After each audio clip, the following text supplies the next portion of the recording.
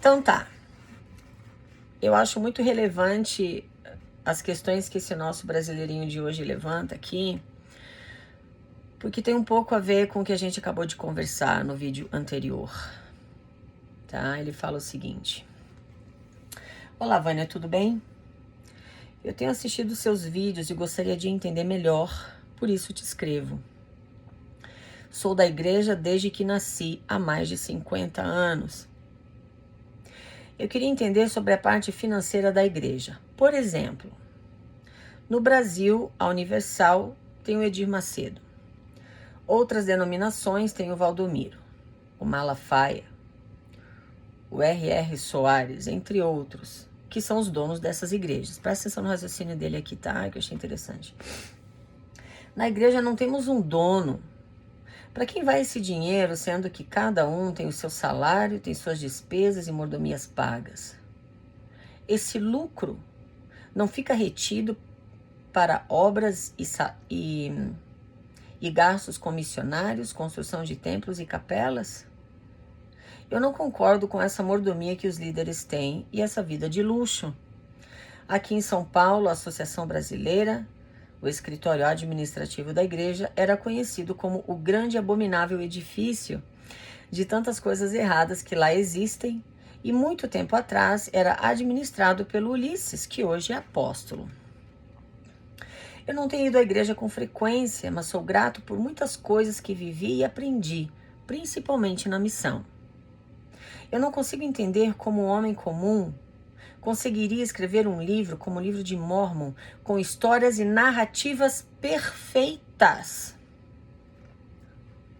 Para mim existe muita verdade nas coisas da igreja. Por que construímos templos? Por que a igreja gasta tanto dinheiro com as construções? Poderiam, por exemplo, construir 2 templos aqui no Brasil e pronto, e usar o dinheiro para eles. Vivi experiências positivas e negativas dentro da igreja. E se hoje estou assim fraco, foi por conta das negativas.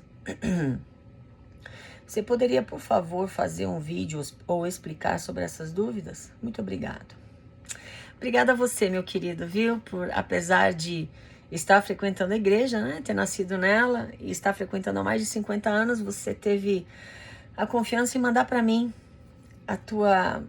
as tuas dúvidas e confiar na minha resposta do que eu tenho para te dizer sobre isso, porque eu sei que nem todas as pessoas na igreja são como você. Eu sou meio que um bicho papão para a maioria dos mormons fiéis, né? Então tá, eu vou começar aqui por cada ponto que ele coloca aqui pra gente. Bom,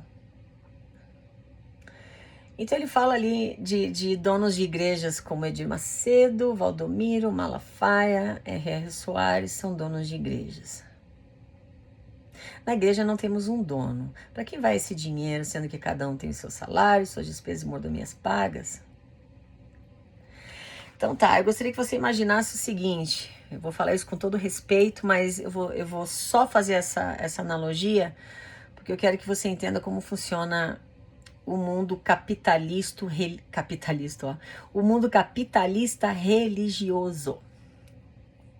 Você tem ali o mercadinho do seu José no teu bairro. Você vai ali, compra um leite, às vezes, faltou uma fruta, você vai ali, porque afinal de contas, como é um mercadinho pequeno, é caro, né? Porque é local, então você compra alguma coisinha que faltou o açúcar, acabou o arroz, vai ali no mercadinho do seu Zé, do seu João, da dona Margarida, nos mercadinhos de bairro. Agora, se você realmente quiser fazer compras para o mês, você provavelmente vai no supermercado maior. Eu não vou citar nomes aqui, porque eu não quero fazer propaganda, mas pensa em alguma rede de supermercado grande onde você mora. Uma rede de supermercado grande, tá? Essas igrejas que você citou aqui, meu querido, elas são esses mercadinhos de bairro, elas são pequenininhas. Elas estão ali para funcionar de forma local.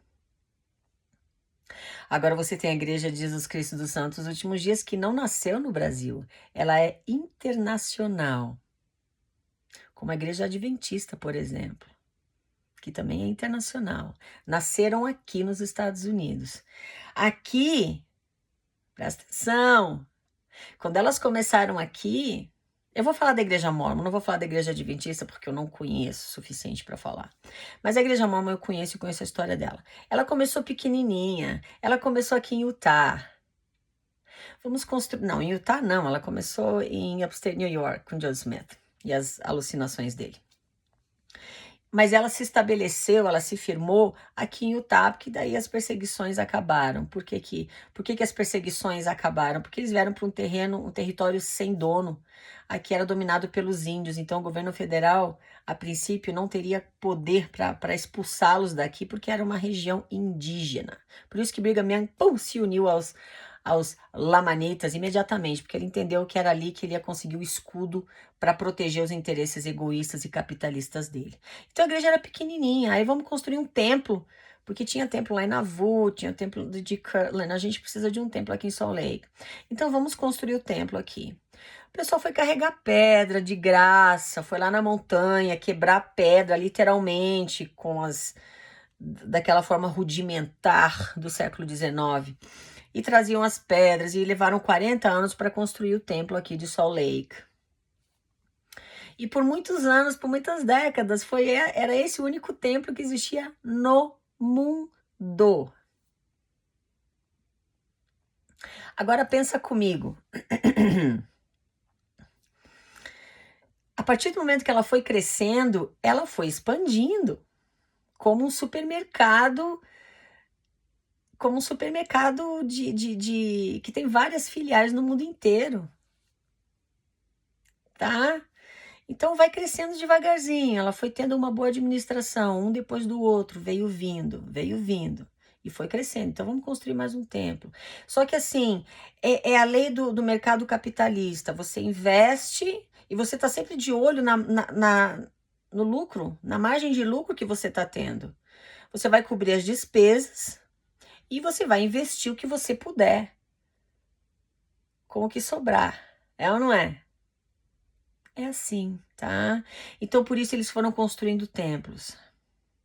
Você precisa entender que no mundo capitalista não existe um teto. Então tá, quando a gente começar a faturar esse tanto, agora a gente tá satisfeito, tá tranquilo e não precisa mais expandir, não precisa mais fazer propaganda, não precisa mais abrir novas filiais.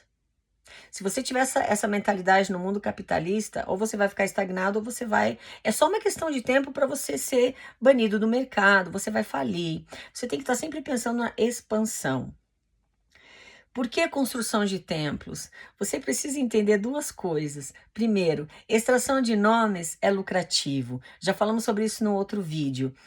O hobby favorito do americano, via de regra, é jardinagem. O segundo hobby favorito dos americanos é extração de nomes, fazer a história da família. E isso para todas as pessoas, quer dizer, como um todo, não é uma coisa que só os membros da igreja fazem. Para você soa estranho porque você é brasileiro, como eu. E no Brasil a gente não tem essa fascinação, pelo menos não tinha, por extração de nomes. Mas aqui na cultura americana é diferente. Então, a gente já conversou sobre aquele negócio que eles fizeram com Ancestry.com, em que a igreja vendeu aqueles dados que você...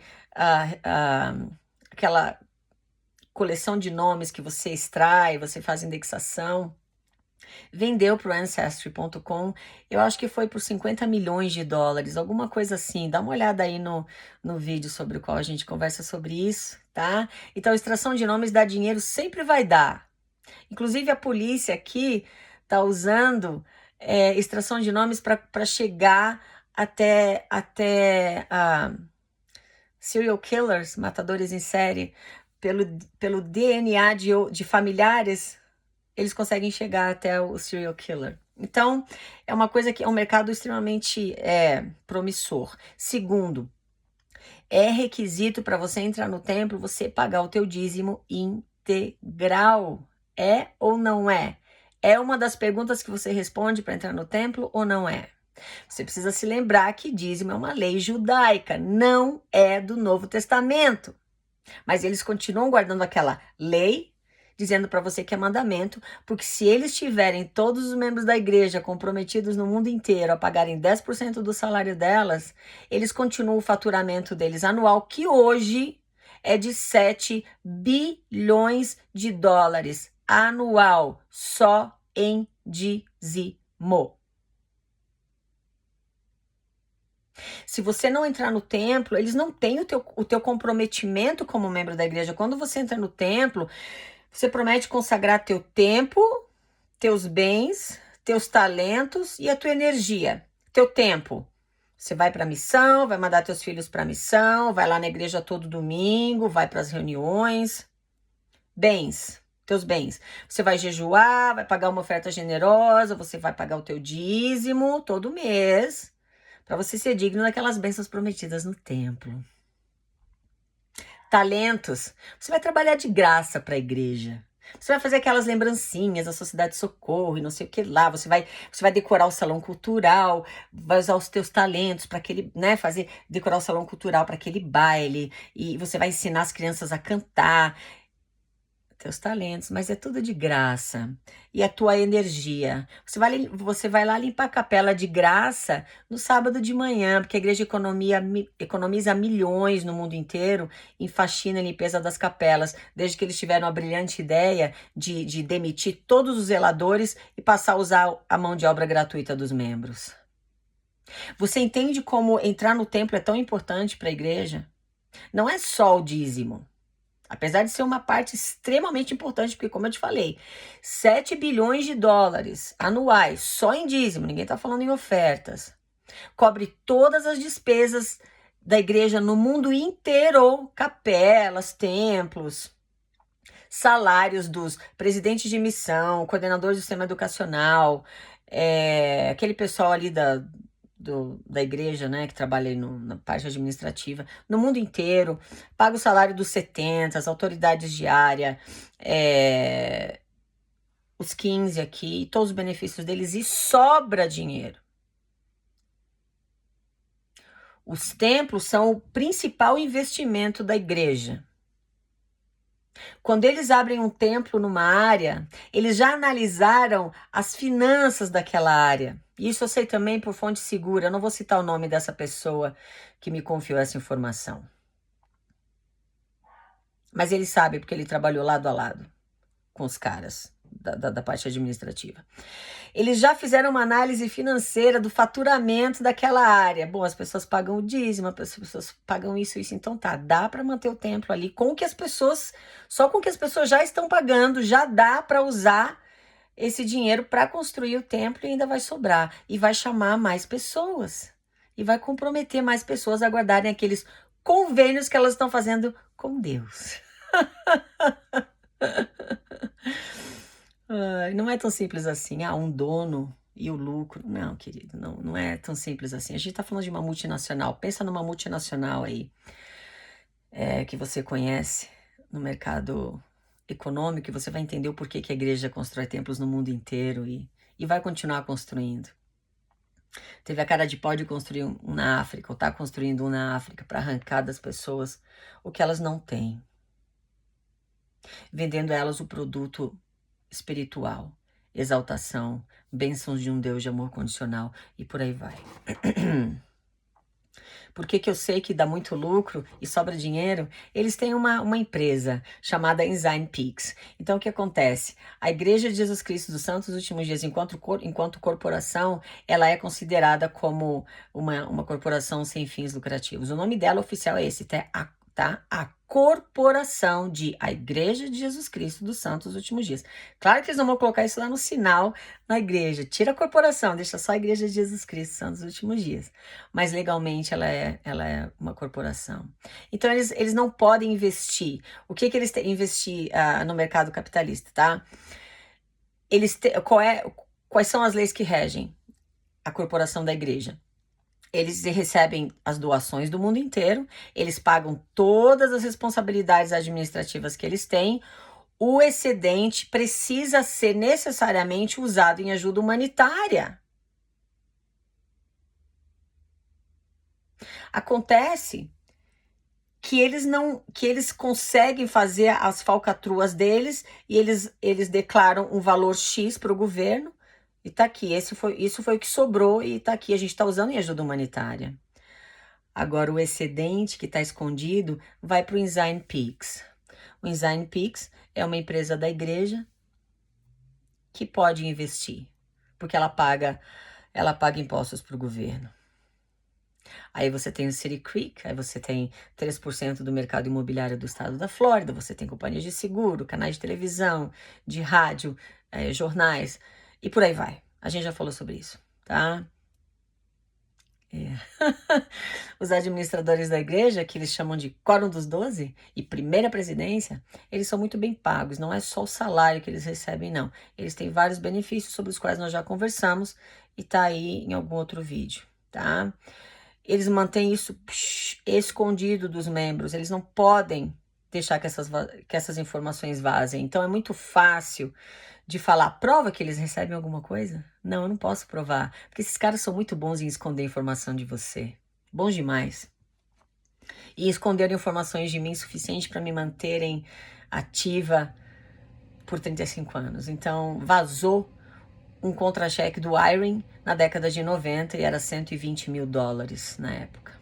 Mas a gente já conseguiu ter acesso a pessoas como o Damon Smith, que trabalhou nos escritórios da igreja aqui, descobriu como funcionam as finanças e saiu fora porque ele não pôde acreditar no que ele estava vendo. Ele descobriu todos os benefícios que esses caras e as famílias deles recebem com teu dízimo. Vai lá pedir uma cesta básica. Vamos ver se vem fácil para ti. Então tá.